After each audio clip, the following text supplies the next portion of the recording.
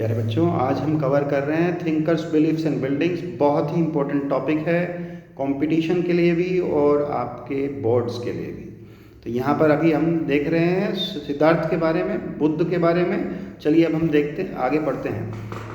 जिस समय सिद्धार्थ का जो एक पालन पोषण हुआ था, उसको बहुत एक शेल्टर्ड अपब्रिंगिंग मिली थी और यहाँ पर उन्हें पैलेस के अंदर ही रखा गया था। लेकिन उन्होंने कन्विंस किया अपने सारथी, अपने चैरिटियर, किसको? अपने चैरिटियर चान्ना को।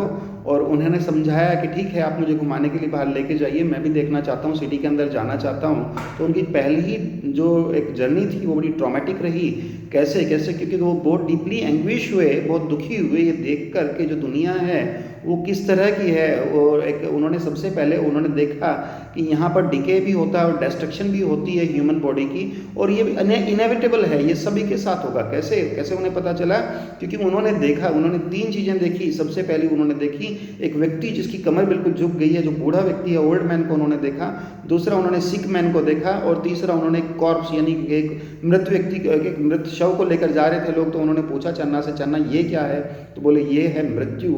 इस व्यक्ति को, इस जीव का शरीर है, अब यहाँ पर रह गया है और ये जीव, ये जो शरीर है अब निष्प्राण है, ये व्यक्ति मर चुका है और अब ये जो है इसका जीवन समाप्त हो चुका है। तो उन्हें ये देखकर बड़ा दुख हुआ और इससे बड़े वो क्षुब्ध हुए।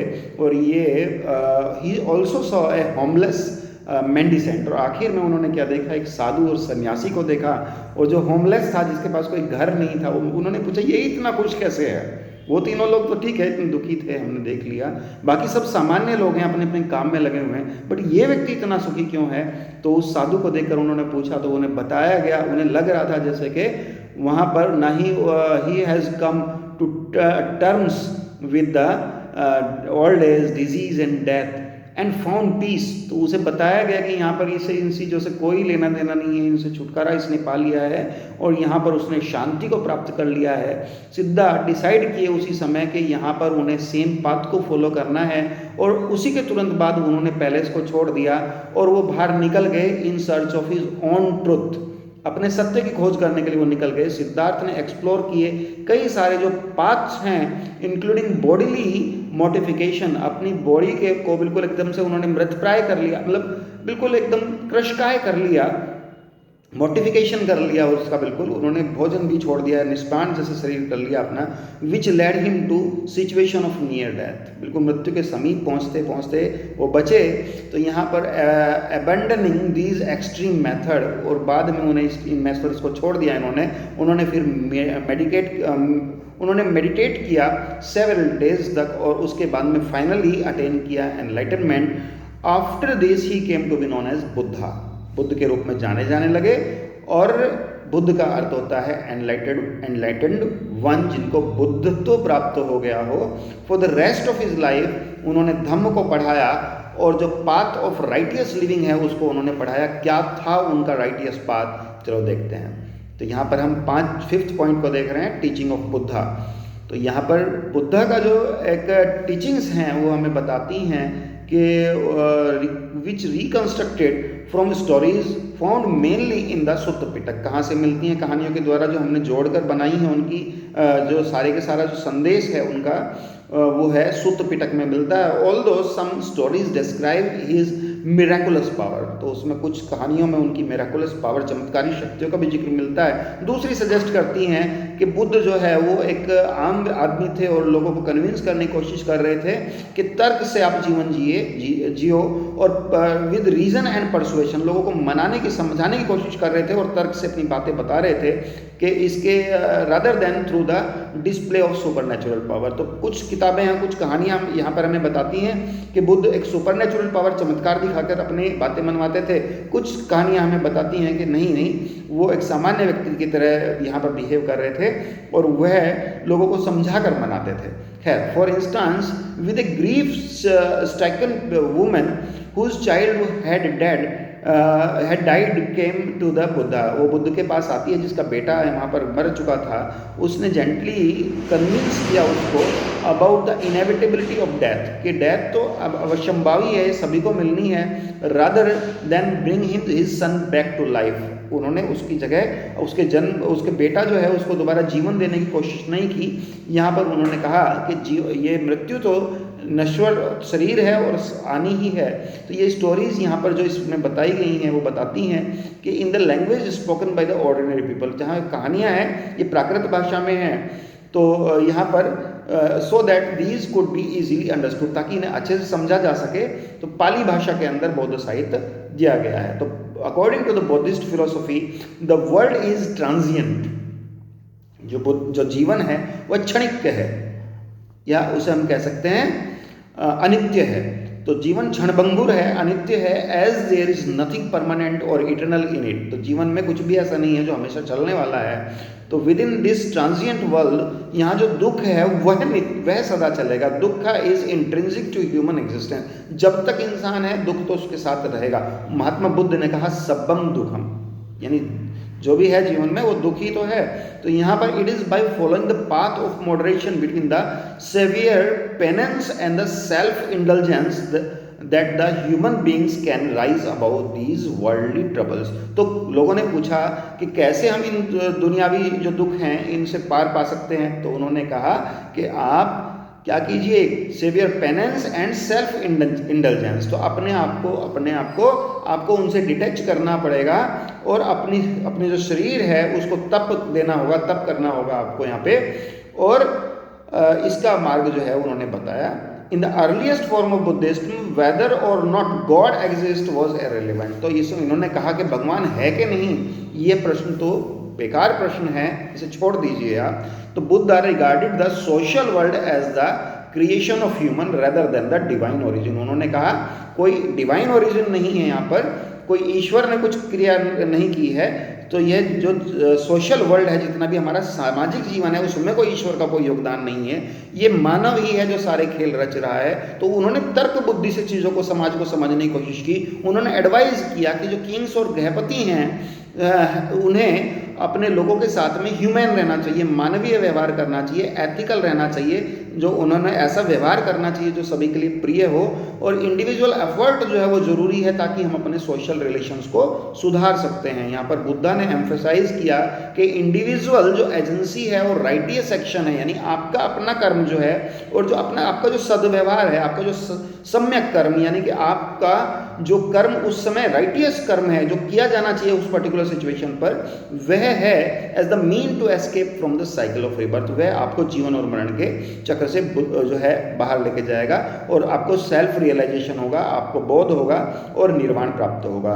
तो यहाँ पर literally the extinguishing of the ego, और उन्होंने कहा कि आपकी जो डिजायर्स हैं, इच्छाएं हैं, और आपका जो अहम है उसे शून्य करना है। एंड दस and the cycle of suffering, और इस तरह से जो सफरिंग की जो साइकिल है वह समाप्त हो जाएगी for those who renounce the world, जिन्होंने दुनिया को त्याग दिया है। तो यहाँ पर according to Buddhist tradition his last words to his followers were, be lamps unto yourself as all of you must work out your own liberation। तुम्हें क्या करना है, तुम्हें अपना दीपक बनना है खुद, और आपको काम करना होगा अपने आप को लिबरेट करने के लिए। आपको अपने आप को इस संसार के जो माया जाल है उससे आपको स्वतंत्र होना है। तो उन्होंने कहा अपो दीपो भव, तुम अपना दीपक स्वयं बनो। इसके बाद हम यहाँ पर नेक्स्ट टॉपिक पढ़ रहे हैं, फॉलोअर्स ऑफ द बुद्धा। तो सून दे ग्रू ए बॉडी ऑफ डिसिपल्स, उनके साथ में बहुत सारे इकट्ठे हो गए उनके शिष्य है।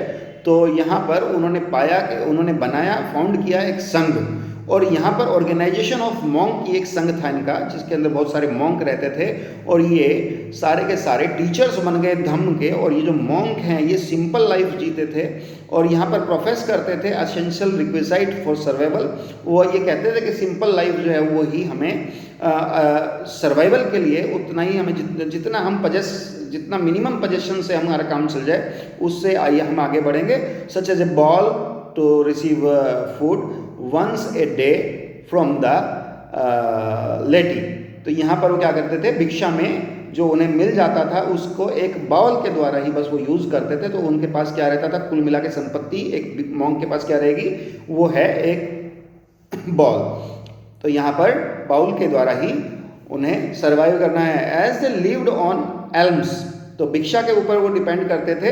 दे वर नॉन एज भिक्षु, तो उन्हें क्या कहा गया, भिक्षुज कहा गया। Initially only man were allowed. और इसमें शुरुआत में केवल पुरुषों की संघ के अंदर स्वीकृति थी, उन्हें रखा जाता था। लेकिन बाद में आनंद जो महात्मा बुद्ध के सबसे प्रिय शिष्य थे, उन्होंने कन्विंस कर लिया।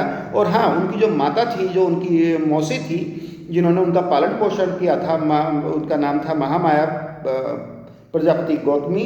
तो उन्होंने कन्विंस कर लिया कि यहाँ पर स्त्रियों को भी संघ के अंदर, प्रजापति गौतमी ने कन्विंस कर लिया, आनंद ने कन्विंस कर लिया कि स्त्रियों को संघ के अंदर प्रवेश दिया जाना चाहिए। और इसके अंदर प्रजापति गौतमी को ही सबसे पहले प्रवेश दिया गया, सबसे पहली भिक्षुनी वही बनी। तो many women who entered the संघा बिकेम द टीचर ऑफ धम्मा। वो धम्म को वो भी पढ़ाने लगी, और उसके बाद में इन्हें थेरी कहा गया, थेरी। और यहाँ पर रेस्पेक्टेड वुमेन के रूप में उन्हें जाना गया, और उन्हें लिबरेशन के लिए, उनके लिए भी संभावना बताई गई। तो बुद्धा का जो फॉलोअर्स हैं came from many social groups, वो सभी सोशल ग्रुप से आते थे, जिसमें किंग्स भी थे, वेल्दी मैंस भी थे, यहाँ पर क्राफ्ट पीपल भी थे ऑब्वियस। और वंस विद इन द संघ ऑल देम रिगार्डेड इक्वल, उन सबको बराबर माना जाता था। Having shade there earlier social identities, पिछली जो आइडेंटिटीज थी उनकी खत्म मान ली जाती थी। ऑन बिकमिंग भिक्खु और भिक्खुनी, तो जो इंटरनल फंक्शनिंग है संघ की, was based on the tradition of gana and Sangha. तो यहाँ पर where the consensus was arrived at through discussion, कोई भी निर्णय यदि लिया जाता था तो वो संघ का व्यवस्था थी, उनकी संघ की व्यवस्था क्या थी और गण की और संघ की व्यवस्था क्या थी, वह यह व्यवस्था थी जहाँ कोई भी निर्णय जो है वो केवल ये नहीं है कि बुद्ध जो कह देंगे वो माना जाएगा। वहाँ पर कोई भी निर्णय डिस्कशन के द्वारा, प्रॉपर विचार विमर्श के द्वारा लिया जाता था। If that failed decision were taken by what on the subject. तो यदि कोई निर्णय नहीं बन पा रहा है किसी बात पर, वाद विवाद ज़्यादा बढ़ रहा है कि ठीक है किस डिस्कशन से कौन से डिसीजन पर हम पहुँचे, तो वहाँ पर वोटिंग की जाती थी फिर उसके पक्ष या विपक्ष में। तो इस तरह से इनका जीवन चलता था। अभी बुद्धिज्म जो है वो बड़ी तेज़ी से बढ़ा, और बुद्ध के जीवन के समय में भी और उसकी मृत्यु के बाद भी यहाँ पर बुद्ध धर्म फैलता चला गया। और as it appealed to many people dissatisfied with the existing religious practices and continued and confused by the rapid social changes taking place around them. बहुत सारे लोगों ने जिन्हें अभी जो एग्जिस्टिंग व्यवस्था है वो समझ नहीं आ रही थी, तो उन्होंने इस नई व्यवस्था को अपनाया। Importance attached to conduct and values rather than the claims of the superiority based on birth. जो जन्म के आधार पर कोई सुपीरियरिटी की बात करते थे अलग अलग धर्मों में लोग, तो यहाँ पर इस तरह की बात नहीं थी। यहाँ सबको एम्फेसिस किया गया कि मेत्ता, यानी कि यहाँ पर फेलो फीलिंग यहाँ पर बताई गई कि ये सारे लोग जो हम हैं उनकी सेम एक व्यवस्था है, हमें एक दूसरे के साथ मिलकर चलना है, फेलो की फीलिंग का, अपने साथी की फीलिंग का भी ध्यान रखना है, और हमें करुणा यानी कंपैशन, मिलकर चलने की भावना को ध्यान देना है, specially for those who were younger and weaker then one self. जो हमसे कमज़ोर हों उन्हें खास तौर से हमें उनका ध्यान रखना है, अपने साथ लेकर चलना है, उनके प्रति करुणा हमें प्रदर्शित करनी है, और उनके प्रति मेत्ता यानी फॉलो फीलिंग रखनी है। तो यहाँ पर these were the ideas that ड्रीव man and women in the Buddhist teachings. इसके थ्रू बौद्ध धर्म जो है वो धीरे धीरे बढ़ता चला गया। तो आज यहाँ पर इतना ही, बाकी नेक्स्ट क्लास। Thank you.